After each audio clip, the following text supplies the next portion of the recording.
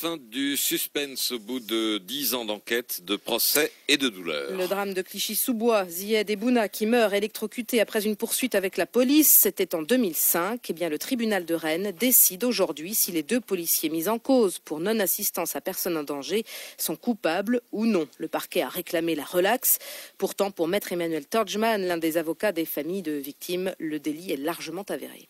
Moi, je dis que le dossier établit qu'il n'y avait aucun doute dans leur esprit et que les fonctionnaires de police savaient très bien que les enfants étaient sur le site et qu'un fonctionnaire de police, lorsqu'il prend conscience même d'un risque aussi grave pour des enfants, il doit intervenir. Et on doit cesser l'interpellation pour passer à la protection. Et dans ce dossier, on n'aura jamais posé la moindre question, on n'aura jamais crié aux enfants que c'était dangereux, on n'aura rien fait. Là, on est sur des fonctionnaires de police qui ont une obligation renforcée de porter secours. Et là, dans le dossier, on aura eu l'occasion de le faire à 5 reprises. Et la réalité, c'est qu'on sera resté silencieux afin d'interpeller au maximum. N'oubliez pas, il faut cerner le quartier, ils vont bien ressortir. En face, évidemment, c'est une toute autre version. Nicolas Comte, secrétaire général adjoint du syndicat Unité SGP Police. Les policiers, mes collègues, quand ils sont intervenus suite à un appel qui signalait un cambriolage.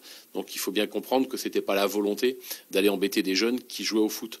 Mais je crois que un des phénomènes les plus marquants, c'est de constater qu'en Seine-Saint-Denis, à l'époque et toujours aujourd'hui, quand la police intervient quelque part et qu'il y a des enfants qui jouent, qui traînent ou qui sont là, eh bien, ils se mettent à courir. C'est-à-dire que les rapports entre la police et la population sont des rapports qui sont extrêmement conflictuels et ce sont des rapports qui ne se sont pas améliorés. Mais moi, ce que je voudrais dire, c'est que cette situation, ce ne sont pas les gardiens de la paix qui en sont responsables. Des réactions recueillies par Stéphane Père.